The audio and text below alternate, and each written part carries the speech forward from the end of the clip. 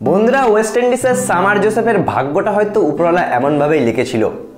সে যে গ্রামে জন্মগ্রহণ করেছিল গায়ানাতে, সেই গ্রামে ছিল না কোনো ইলেকট্রিসিটি ব্যবস্থা, না ছিল কোনো ইন্টারনেট ব্যবস্থা। গোটা গ্রাম মিলে ছিল মাত্র একটা সাদা কালো টিভি।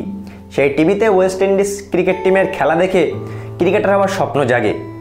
যে ছেলেটা গত 2 বছর আগে পর্যন্ত সিকিউরিটি গার্ডের কাজ করত নিজের পেট চালানোর জন্য, নিজের সংসার চালানোর জন্য, সেই ছেলেটা পরিশ্রম করে ওয়েস্ট ইন্ডিজের হয়ে খেলে অস্ট্রেলিয়ার মাটিতে এবছরই 27টা বছর পর ওয়েস্ট ইন্ডিজকে টেস্ট ম্যাচ জেতালো একা হাতে।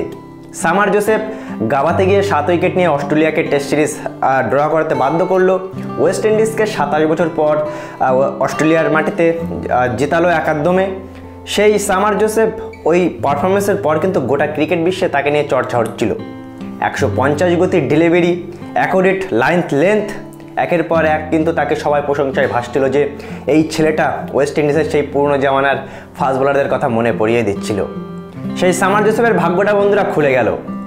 এবছর আইপিএলে লখনৌ সুপার জায়ান্টসের ফাস্ট বোলার মাকুড ইংল্যান্ডের চোট পেয়ে বাইরে চলে গেছে, আর তার জায়গায় 3 কোটি টাকা দিয়ে সামার জোসেফকে কিনে নিল লখনৌ সুপার জায়ান্টস।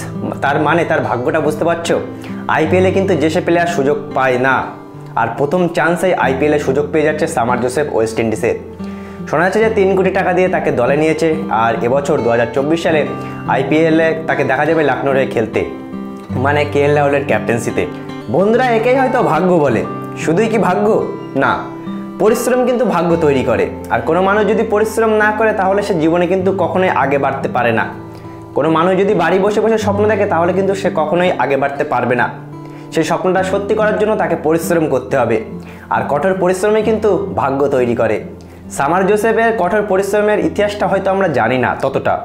তার কঠোরের থেকে কঠোর পরিশ্রমের যে কাহিনীটা সেটা হয়তো আমরা দেখিনি, কিন্তু উপরওয়ালা ঠিকই দেখেছে।